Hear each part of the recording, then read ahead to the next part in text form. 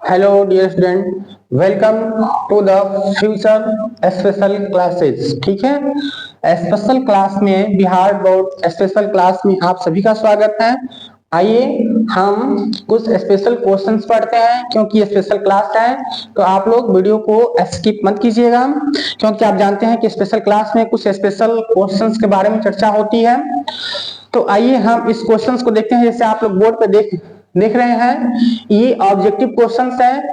अगर ये objective questions हैं तो आप लोग बताइए कि इसको ऑब्जेक्टिव की तरह से ही हम ना आंसर देंगे, मतलब कम समय में आंसर देंगे।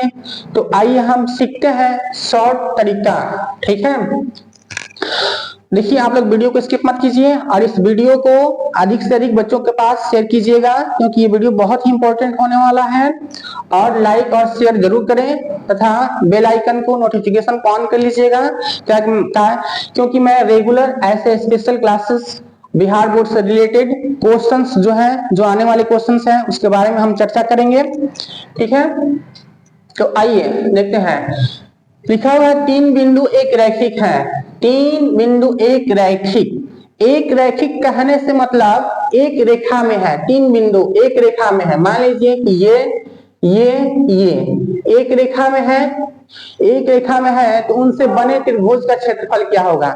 तो आप ही लोग बताइए कि क्या अगर 3 बिंदु एक रैखिक है तो उससे किसी त्रिभुज का निर्माण होगा? किसी त्रिभुज का निर्माण नहीं होगा।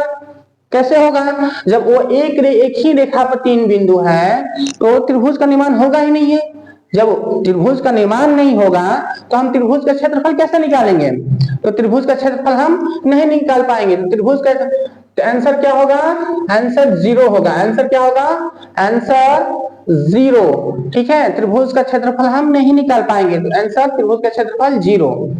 ठीक है, ये क्वेश्चन है 2023 में बोर्ड के एग्जाम में, बिहार बोर्ड के एग्जाम में ये क्वेश्चन पूछा गया था। देखिए कैसे पूछा गया है। ठीक है, अब देखिए त्रिभुज एबीसी के शीर्ष का निर्देशांक। त्रिभुज एबीसी, कोई त्रिभुज एबीसी बना हुआ है। देखिए ये ए बी सी बना हुआ है। त्रिभुज एबीसी के शीर्षों का निर्देशांक -1 0 -1 0 और 5 -2 सी 8 और 2 दिया हुआ है। तो इसके केंद्रक, ठीक है, केंद्रक मतलब इस बीच वाले पोर्शन, केंद्रक के निर्देशांक याद करना है। तो केंद्रक का निर्देशांक क्या होता है? केंद्रक का निर्देशांक जो होता है, केंद्रक का निर्देशांक क्या हो जाएगा? केंद्रक का निर्देशांक जो होता है x1 x2 x1 plus x2 plus x3/3। ठीक है, वैसे ही यहाँ पे y1 plus y2 plus y3/3, यह क्या है? केंद्रक का निर्देशांक है। तो यहाँ पे देखिए x1 की जगह पर क्या रखेंगे? 1 -1 जोड़ x2 की जगह पे 8 जोड़ x3 की जगह पे 5 रखेंगे बटा 3 रखेंगे यहाँ पे। फिर यहाँ पे y1 कहाँ है? 0 जोड़ y2 कहाँ है? 2, y2 यहाँ पे है। फिर y3 -2, y3 -2 रखेंगे यहाँ पे। फिर यहाँ पे 3। अब देखिए इसको हल कीजिए। इसको हल कीजिएगा तो आपको निर्देशांक मिलेगा 8 और 5 कितना हुआ? 8 5 8 9 10 11 12 13, 8 5 13, 13 में से एक चला जाएगा, कितना बचेगा? 12/3। यहाँ पे देखिए, यहाँ पे -2, ये प्लस माइनस हो जाएगा, तो -2 और -2 क्या हो जाएगा? कैंसिल हो जाएगा। कैंसिल होगा नहीं होगा? 0/3 कितना होता है? 0/3 0 ही होगा। अब देखिए 12/3 है तो 3 चौके 12, यानी कि 4 बार में कट जाएगा, 4 और 0। तो जो केंद्रक का निर्देशांक होगा वो कितना होगा? 4 और 0। समय नहीं गवाते हुए क्वेश्चन नंबर 3 की तरफ चलते हैं। त्रिभुज एबीसी में, त्रिभुज ए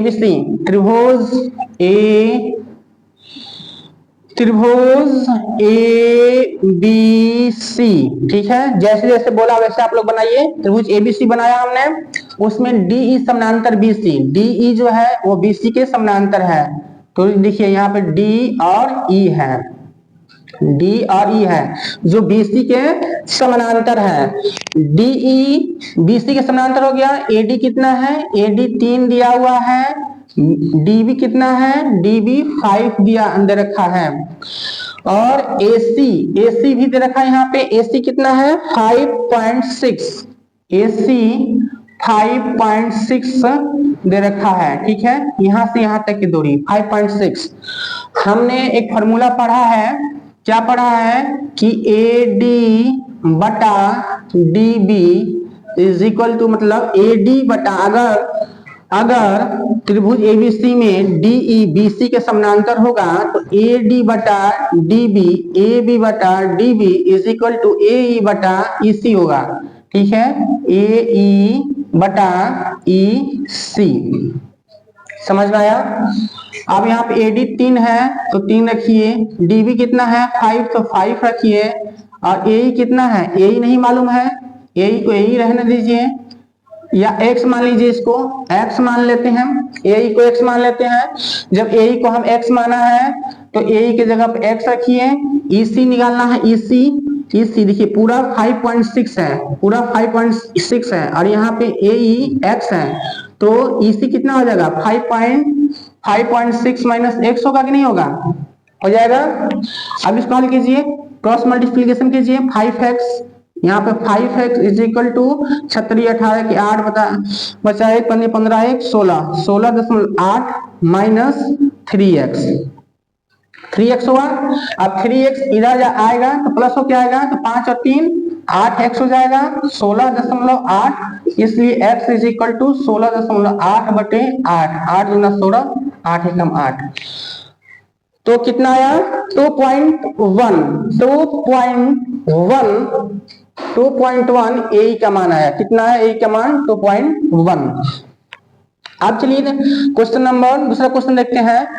दूसरा क्वेश्चन है कि दो समरूप त्रिभुज की संगत भुजाओं का अनुपात। समरूप त्रिभुज, देखिए समरूप त्रिभुज में त्रिभुजों के भुजाओं का अनुपात समान होता है, उनका परिमाप का अनुपात भी समान होता है। जब भुजाओं का अनुपात समान होगा तो वो त्रिभुज क्या होगा, समरूप होगा। ठीक है, समरूप त्रिभुज में उसका जो फॉर्मूला ही होता है कि जब भुजाओं का अनुपात समान होगा तो त्रिभुज कैसा होगा, समरूप होगा। और जब त्रिभुज समरूप होगा तो परिमाप भी क्या होगा, उनके समान होंगे। कैसे, भुजाओं, संगत भुजाओं के अनुपात के बराबर होता है। समरूप त्रिभुज में त्रिभुजों का जो अनुपात, त्रिभुजों के परिमापों का अनुपात उनके संगत भुजाओं के अनुपात के बराबर होता है। तो संगत भुजा यहाँ पे 5.6 दे रखा है, तो परिमाप का अनुपात भी कितना हो जाएगा, परिमाप का अनुपात 5:6 ही होगा। ठीक है, फिर देखिए क्वेश्चन, दूसरा क्वेश्चन है समबाहु त्रिभुज एबीसी की एक भुजा 12 सेंटीमीटर है। समबाहु त्रिभुज है, समबाहु त्रिभुज जिसकी सभी भुजाएं आपस में क्या होती है बाबू बताओ, बराबर होती है, समबाहु त्रिभुज कहा जाता है। समबाहु मतलब समान भुजा वाले, जिस त्रिभुज की तीनों भुजाएं आपस में बराबर हो, समबाहु त्रिभुज होता है। त्रिभुज एबीसी में एक भुजा 12 सेंटीमीटर है, अगर ये 12 होगा, ये 12 तो ये भी 12, ये भी 12। ठीक है, वैसे ही डीईएफ की भुजा बना लीजिए, यहाँ पे डीईएफ, इसकी भुजा भी 6 है, इसकी भुजा भी 6 है, इसकी भी भुजा भी 6 है। तो हमें क्या निकालना है, त्रिभुज एबीसी का एरिया निकालना है। तो समबाहु त्रिभुज का एरिया हम जानते हैं क्या होता है बाबू बताओ, समबाहु त्रिभुज का एरिया होता है √3/4 गुने भुजा का स्क्वायर, मतलब 12 का स्क्वायर। अब इसमें भी समबाहु त्रिभुज का फॉर्मूला लगा लीजिए। समबाहु त्रिभुज है तो समबाहु त्रिभुज का एरिया का फॉर्मूला क्या होता है, √3/4 गुना भुजा का स्क्वायर। या यूं कहिए कि जब समबाहु त्रिभुज होगा, समबाहु त्रिभुज का भुजा है तो उसका क्षेत्रफल जो होता है उनकी भुजाओं के वर्गों के अनुपात के बराबर होता है।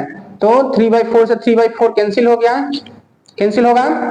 आप क्या बचेगा यहाँ पे 12 में 12 का स्क्वायर क्या होता है, 12 12 4400 144 और यहाँ पे 6 6 का 36 को कटने पिटने वाला है। देखिए 6 से कट जाएगा, 6 दूना 12 6 चौका 24 6 6 का 36 6 चौका 24, ठीक है। यानी कि 4/1 यानी कि 4:1 4:1 का अनुपात आएगा। अनुपात क्या आएगा, 4:1 आएगा, ठीक है। सही बना है। 6 6 के 36 6 2 12 13 14 6 चौका 24 ठीक है, 6 चौका 24 4:1 आएगा, 4:1 आएगा। तो आप लोग एबीसी त्रिभुज का एरिया पूछा है, समबाहु त्रिभुज है, उसका फॉर्मूला लगा लीजिएगा यहाँ पे। फिर डीईएफ का एरिया पूछा है, ये भी समबाहु त्रिभुज है, तो उसका क्षेत्रफल का जो है फॉर्मूला √3/4 गुना भुजा का स्क्वायर, उस फॉर्मूले को लिखिएगा, आपका आंसर आ जाएगा 4:1। फिर वैसे ही समबाहु त्रिभुज की एक भुजा 12 सेंटीमीटर है। देखिए हमने बताया कि समबाहु त्रिभुज जब भी बनेगा तो उसकी सभी भुजाएं क्या होती है, आपस में क्या होती है बाबू, बराबर होती है, होगी। एक भुजा क्या है 12, तो ये भी 12 ये भी 12। तो हमें पूछा है ऊंचाई, हाइट क्या होगा, मतलब ये पूछा है हाइट, ये पूछा है हाइट क्या होगा। तो समबाहु त्रिभुज की ऊंचाई क्या होता है, समबाहु त्रिभुज की ऊंचाई समबाहु की ऊंचाई क्या होता है, यहाँ पे लिखिए समबाहु त्रिभुज की ऊंचाई क्या होता है, √3/2 गुने भुजा का स्क्वायर, √3/2 गुने भुजा, √3/2 ए होता है, केवल √3/2 ए भुजा, ठीक है। √3/2 गुने भुजा होता है। तो यहाँ पे हम क्या करेंगे, √3/2 भुजा कितना है a यानी कि 12, तो 2 छंग 12 की क्या हो जाएगा 6√3 सेंटीमीटर। समबाहु त्रिभुज की ऊंचाई कितना आ गया 6√3 सेंटीमीटर। समबाहु त्रिभुज का ऊंचाई का फॉर्मूला ही होता है √3/2a। अब देखिए किसी वृत्त की दो समांतर स्पर्श रेखाओं के बीच की दूरी ज्ञात करना है।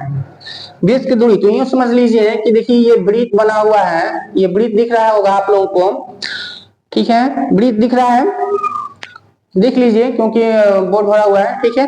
तो यहाँ पे देखिए वृत्त है, अब लिखा हुआ है कि दो समांतर स्पर्श रेखाओं के बीच की दूरी कितना है 10 सेंटीमीटर है। ये 10 लिखा हुआ है बाबू, 10 लिखा है, ठीक है, 10 सेंटीमीटर है। तो यहाँ पे हमने स्पर्श रेखा खींचा, ऐसे स्पर्श रेखा खींचा, इन दोनों के बीच की दूरी कितना है 10 सेंटीमीटर, मतलब यहाँ से यहाँ तक की दूरी 10 सेंटीमीटर, यहाँ से यहाँ तक की दूरी कितना है 10 सेंटीमीटर। तो हम जानते हैं कि स्पर्श रेखा यहाँ है, स्पर्श रेखा यहाँ है, तो सबसे यह व्यास से होकर गुजरेगा। दो स्पर्श रेखाएं जो आपस में कहीं भी नहीं मिलेगी, समांतर रेखाएं होगी, समांतर रेखा जो कहीं भी नहीं मिलेगी वो व्यास से गुजरती है। वृत्त में याद रखिएगा कि वृत्त में जो समांतर स्पर्श रेखाएं हैं वो व्यास से होकर गुजरती है, व्यास से होकर, मतलब इसको अगर मिलाते हैं तो ये क्या है बड़ी लाइन, यह व्यास है, और व्यास का मान ही दे रखा है 10 सेंटीमीटर, तो त्रिज्या कितना हो जाएगा 5 सेंटीमीटर। तो त्रिज्या यहाँ पे व्यास का आधा होता है, तो त्रिज्या आर का मान 5 सेंटीमीटर होगा, ठीक है, व्यास का आधा होता है त्रिज्या, ठीक है। तो देखिए बाबू बहुत ही इंपॉर्टेंट क्वेश्चन था। आइए एक और क्वेश्चन बचा है, उसको भी हम देख लेते हैं, वीडियो को स्किप मत कीजिएगा। चलो आइए बच्चों देखते हैं। देखिए क्वेश्चन है कि किसी दो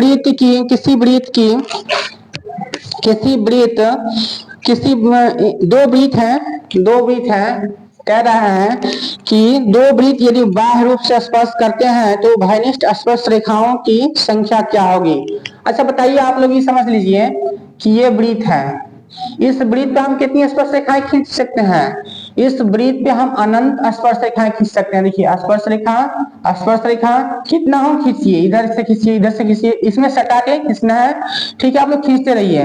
तो वृत्त में हम कितना स्पर्श रेखाएं खींच सकते हैं, बहुत सारे स्पर्श रेखाएं खींच सकते हैं, ठीक है। तो स्पर्श रेखाएं अनंत खींच सकते हैं, एक वृत्त पे बहुत सारे स्पर्श अनंत रेखाएं खींच सकते हैं हम। अब यहाँ पे देखा है कि दो वृत्त आपस में क्या है, आपस में चिपके हुए हैं, आपस में ऐसे चिपके हैं, ठीक है, स्पर्श कर रहे हैं,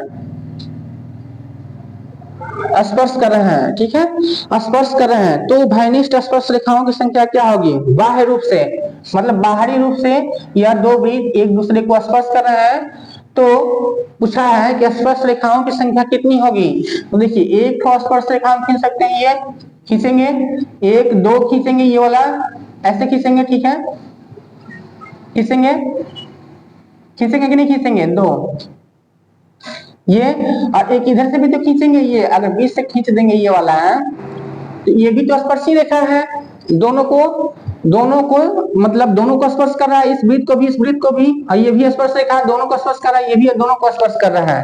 तो जब दो वृत्त बाह्य रूप से एक दूसरे को स्पर्श करेगा तो कितना स्पर्श रेखा खींच सकती है, 3। तो स्पर्श रेखा की संख्या कितनी होगी, 3 होगी। स्पर्श रेखा की संख्या 3 होगी। और ये भी समझ लीजिए कि अगर दो वृत्त अलग अलग हो तो इस पे कितनी स्पर्श रेखाएं खींची जा सकती है। देखिए खींचिए, खींच के देखिए, प्रैक्टिस कीजिए, ठीक है, प्रैक्टिस कीजिएगा तभी समझ में आएगा। ऐसे खींचा हमने, ये जो रेखा है इसको भी स्पर्श कर रहा है, इसको भी स्पर्श कर रहा है, ये रेखा इसको भी स्पर्श कर रहा है, इसको भी स्पर्श कर रहा है। अब फिर हमने ऐसे खींचा तो इसको भी स्पर्श कर रहा है कि नहीं, इसको भी स्पर्श कर रहा है, इसको भी स्पर्श कर रहा है ये रेखा। फिर हम इसको ऐसे खींच देंगे तो इसको भी स्पर्श कर रहा है। तो जब दो अलग अलग वृत्तों से पूछा जाए कि दो अलग अलग वृत्तों से कितनी स्पर्श रेखाएं खींची जा सकती है, दो अलग अलग वृत्तों से कितनी स्पर्श रेखाएं, 1 2 3 4 स्पर्श रेखाएं, ठीक है। तो यहाँ पे लिखेंगे 4 स्पर्श रेखा खींच सकते हैं। कितना स्पर्श रेखा, तो 4 स्पर्श रेखा खींच सकते हैं। तो हमने स्पर्श रेखा खींचने वाला सारे क्वेश्चंस को हमने बताया। तो चलिए आइए क्वेश्चंस और देखते हैं। बहुत इंपॉर्टेंट क्वेश्चन है बाबू, इसको स्किप मत करें, इसको स्किप करेंगे तो बोर्ड के एग्जाम में कैसे नंबर ला पाएंगे। देखिए एक और क्वेश्चन है कि एक वृत्त बना हुआ है, ये भी आया हुआ क्वेश्चन है, ठीक है। P बिंदु से इस वृत्त पर 2 स्पर्श रेखाएं हैं, ये भी स्पर्श रेखा है, ये भी स्पर्श रेखा है। अब देखा है कि एक रेखा जो है 6 सेंटीमीटर का है। अगर ये 6 सेंटीमीटर का है तो ये रेखा कितने का होगा, ये रेखा पूछा है कि कितने का होगा। तो देखिए जब भी बाहरी बिंदु से हम किसी वृत्त पे स्पर्श रेखा खींचते हैं तो दोनों स्पर्श रेखा, अगर ये AP और यहाँ पे B लिख दीजिए, अगर AP 6 सेंटीमीटर है तो BP भी कितना होगा, BP is equal to 6 centimetre. तो BP भी 6 सेंटीमीटर होगा, क्योंकि बाहर से किसी वृत्त पे अगर हम स्पर्श रेखा खींचते हैं, 2 स्पर्श रेखाएं खींचते हैं किसी भी बिंदु से, किसी वृत्त पे किसी बिंदु से जब 2 स्पर्श रेखाएं खींची जाएगी तो दोनों आपस में बराबर होगी, ठीक है, समझ में आया।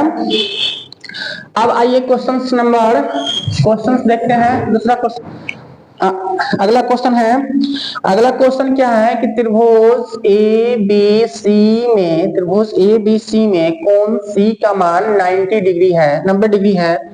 तो sin A प्लस B का मान क्या होगा, बताइए क्या होगा sin A प्लस B का मान, बताओ बाबू क्या होगा, कमेंट में बताओ क्या होगा। sin A प्लस B का मान क्या होगा, देखिए क्या होगा, यहाँ पे हम कौन सी 90 डिग्री का है, तो राइट एंगल ट्रायंगल हमें बनाने आता है ABC। यहाँ पे C यहाँ पे रखिए ABC, क्योंकि C क्या है 90 डिग्री का है। तो यहाँ पे 90 डिग्री हो रहा है कि नहीं हो रहा है। हम जानते हैं कि कोण A जोड़ कोण B जोड़ कोण C is equal to 180 degree होता है। कोण A जोड़ कोण B जोड़ कोण C का मान कितना है 90 degree is equal to 180 degree. तो कोण A जोड़ कोण B is equal to 180 minus 90 बराबर कितना हो जाएगा 90 डिग्री होगा, मतलब AB का मान 90 डिग्री। तो साइन 90 डिग्री कितना होता है बताओ, साइन 90 का मान कितना होता है 1, साइन 0 0 होता है, साइन 90 कितना होता है, साइन 90 का मान 1 होता है, तो 1 आया। ठीक है, आगे चलते हैं हम क्वेश्चन नंबर कौन सा है, क्वेश्चन नंबर क्या है, सेक स्क्वायर। देखिए sec square 23 degree minus tan square 23 degree, 23 degree plus 2 का मान क्या होगा, बताइए क्या होगा। ये तो बहुत ही आसान है, बहुत ही आसान है। कैसे, क्योंकि हमने पढ़ा है फॉर्मूला कि sec square theta minus tan square theta is equal to 1। बस इसी फॉर्मूले पे बेस की क्वेश्चन है, 1 नंबर का क्वेश्चन आता है। तो यहाँ पे sec square theta minus tan square theta 1 plus 2 is equal to क्या होगा, 2 1 3 3 3 3 आया आंसर। ठीक है, चलिए आइए क्वेश्चंस को। अब क्वेश्चंस वेरी वेरी इंपॉर्टेंट, बहुत वीवीआई क्वेश्चन है, वीवीआई क्वेश्चन। ये बहुत बार क्वेश्चंस जो है, ये क्वेश्चंस बहुत बार पूछा गया है। कौन सा क्वेश्चन है, तो देखिए ये क्वेश्चन है 1 प्लस कॉस ए बटा 1 minus cos A, 1 minus cos A. Very very important, बहुत इंपॉर्टेंट क्वेश्चन है बाबू, ये बहुत इंपॉर्टेंट क्वेश्चन है, बहुत बार पूछा गया, हो सकता है इस बार एग्जाम में ये क्वेश्चन पूछ दे। तो आप लोग इसको ध्यान से देखिएगा। यहाँ पे हम क्या करेंगे, इसको हल करने के लिए 1 प्लस कॉस ए, इसको रूट से बाहर निकालना है। तो रूट से बाहर कैसे निकालेंगे, जब हम इसको स्क्वायर बनाएंगे, तो स्क्वायर बनाते हैं 1 minus cos A, 1 minus cos A को हटाने के लिए हम क्या करेंगे, ऊपर भी गुना 1, अपोजिट चिन्ह से 1 प्लस कॉस ए बटा 1 माइनस 1 प्लस कॉस ए लिखेंगे, लिखेंगे नहीं लिखेंगे। अब क्या होगा बताओ, अब देखिए, देखो अब जो है 1 plus cos A, 1 plus cos A, तो 1 प्लस कॉस ए का स्क्वायर कर देंगे, करेंगे स्क्वायर, स्क्वायर होगा कि नहीं होगा, बोलो स्क्वायर होगा, स्क्वायर होगा। अब नीचे क्या लिखेंगे बताओ, नीचे 1 माइनस कॉस ए और 1 प्लस कॉस ए, तो 1 माइनस कॉस स्क्वायर थीटा लिखेंगे। इसके बाद क्या होगा, इसके बाद बताओ बाबू, इसको हम लिखेंगे 1 प्लस कॉस ए का स्क्वायर बटा साइन स्क्वायर थीटा। क्यों लिखेंगे, क्योंकि यहाँ पे sine square theta plus cos square theta is equal to 1 होता है, 1 होता है। तो अगर हम कॉस स्क्वायर को उधर ले जाएंगे तो 1 माइनस कॉस स्क्वायर थीटा हो जाएगा, साइन स्क्वायर थीटा ही तो बचेगा। अब इसको किस फॉर्म में लिखेंगे, देखो इसको सोचिए किस फॉर्म में लिखेंगे, इसको हम लिखेंगे अंडर रूट, देखो 1 प्लस कॉस ए का स्क्वायर है, यहाँ पे साइन स्क्वायर थीटा है, तो हम इसको 1 प्लस कॉस थीटा बटा साइन थीटा का होल स्क्वायर लिख सकते हैं।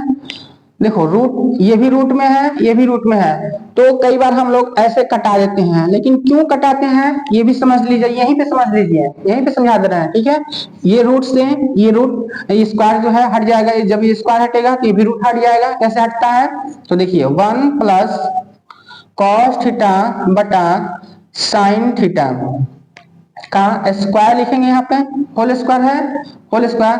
और इस रूट का मतलब होता है 1/2, इस रूट का मतलब 1/2 होता है, 2 से 2 कैंसिल, तो पावर 1 आया, तो 1 का वैल्यू नहीं होता है, तो हम इसको क्या लिखेंगे यहाँ पे 1 प्लस कॉस थीटा बटा साइन थीटा। ठीक है, तो यहाँ पे फिर 1 इसको अलग अलग कर दीजिए, 1 के साथ भी साइन थीटा और कॉस थीटा के बाद साइन भी साथ भी साइन थीटा, तो यहाँ पे sine theta plus cos theta बटा साइन थीटा। अब क्या हो जाएगा, 1 बटा साइन थीटा कितना होता है, 1 बटा साइन थीटा को हम लिखते हैं cosec theta, cosec theta plus cos theta बटा साइन थीटा को क्या लिखेंगे, कॉस थीटा बटा साइन थीटा को हम लिखेंगे कॉट थीटा, क्योंकि tan थीटा साइन थीटा बटा कॉस थीटा होता है, तो tan थीटा का उल्टा कॉट थीटा होता है, कॉस थीटा बटा साइन थीटा। तो आपका आंसर ये आया। देखिए कितना इंपॉर्टेंट क्वेश्चन है, बहुत इंपॉर्टेंट क्वेश्चन है और इंपॉर्टेंट क्वेश्चन है। आप लोग वीडियो को स्किप मत करें, वीडियो को स्किप बिल्कुल भी मत कीजिएगा, क्योंकि आज का जो है आज का क्लास बहुत बहुत इंपॉर्टेंट है, जो मैं चर्चा कर रहा हूं प्रीवियस ईयर क्वेश्चंस का। प्रीवियस ईयर क्वेश्चंस के बारे में मैं चर्चा कर रहा हूं और ये बहुत ही इंपॉर्टेंट क्वेश्चन है जो एग्जाम में पूछे जाएंगे। अब आइए क्वेश्चन है कि x cos theta is equal to 1 और tan theta is equal to y, तो x square minus y square का मान क्या होगा? X square minus y square का मान क्या होगा? तो देखिए x square minus y square का मान लाना है हमें, तो एक्स का मान लाए, पहले एक्स का मान कहां से लाएगा? आएगा यहाँ से आएगा एक्स का मान। तो हम क्या लिखेंगे? यहाँ पे लिखा है x cos theta is equal to 1, तो एक्स इज इक्वल टू 1 बटा कॉस थीटा। तो 1 बटा कॉस थीटा कितना होता है? 1 बटा कॉस थीटा हो जाता है कितना? Sec theta. 1 बटा कॉस थीटा सेक थीटा होता है। क्यों होता है? क्योंकि sec theta into cos theta is equal to 1 होता है। ये फॉर्मूला है। तो जब ये कॉस थीटा नीचे चला जाएगा तो सेक थीटा बचेगा। सेक थीटा कॉस थीटा 1 ही फॉर्मूला है। जब इसको आप याद रखेंगे तो 1 बटा cos theta is equal to sec theta. और देखिए यहाँ से कैसे आएगा? ये सेक थीटा फॉर्मूला है ना, तो यहाँ पे सेक थीटा क्या हो जाएगा? Sec theta is equal to 1 बटा ये कॉस नीचे चला जाएगा कॉस थीटा। तो यहीं से हमने इसको लिखा है, इसको वहीं से लिखा है। आप यहाँ पे मान रख दीजिए, यहाँ पे x square minus y square का मान पूछा है, तो एक्स स्क्वायर का मान क्या आया है? Sec square theta. Sec theta का होल स्क्वायर माइनस वाई का मान tan थीटा का होल स्क्वायर। तो sec square theta minus tan square theta is equal to कितना होता है? वही तो होता है, ये भी फॉर्मूला ही है। ठीक है, तो इसका मान x square minus y square का मान कितना आया? 1। ठीक है, आइए क्वेश्चन नंबर दूसरा क्वेश्चन क्या है? ये भी क्वेश्चन बहुत इंपॉर्टेंट है। tan 5 degree into tan 25 degree into tan 30 degree 30 degree into tan 65 degree into tan कितना है? 85 डिग्री।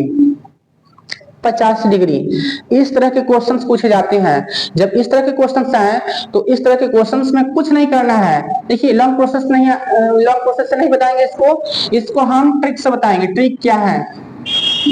तो देखिए ट्रिक क्या है कि ये 5 डिग्री है, तो 5 में कितना जोड़ेंगे कि 90 हो जाए? तो 5 में हम 85 जोड़ेंगे, मतलब ये 85 और ये 5 मिलकर 90 डिग्री हो गया कि नहीं हो गया? हो गया।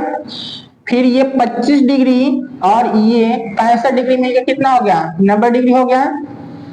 तो जो 90 डिग्री होता जाए, जो 90 डिग्री होता जाए उसका मान 1 हो जाता है। तो इसका मान भी ये दोनों मिलकर 1, मतलब tan 5 degree into tan 85 degree 1 हो जाएगा। फिर tan 25 degree into tan 65 degree, ये भी 1। अब क्या बचेगा? tan 30 डिग्री, तो ये भी 1 इंटू ये भी 1, और tan 30 का मान कितना आता है? 1/√3। तो 1 गुना कीजिएगा तो कितना होगा? 1/√3 आंसर। समझ में आया? बहुत क्वेश्चंस, ये इजी क्वेश्चंस था, बहुत इजी क्वेश्चंस था। अब आइए question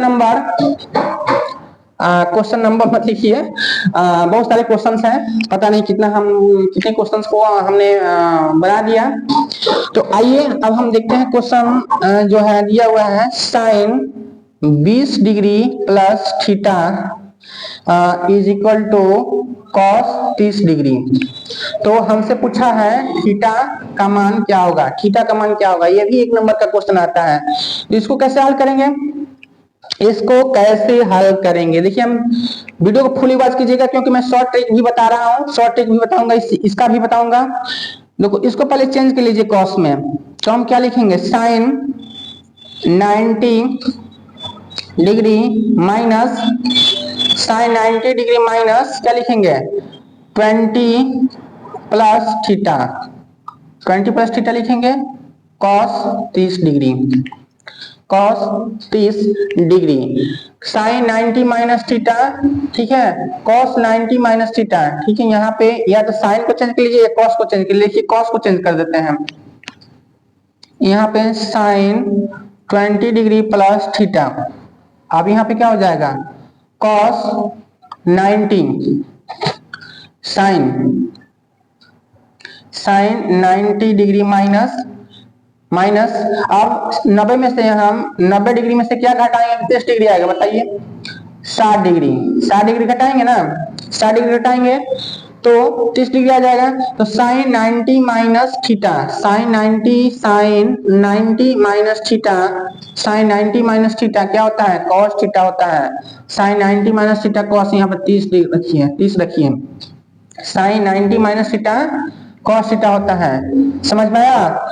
sign 90 minus theta cos theta होता है, मतलब कॉस 30 डिग्री आएगा, साइन से साइन कैंसिल हो गया, 20 degree plus theta is equal to 90 में से 30 गया कितना बचेगा 60 आएगा।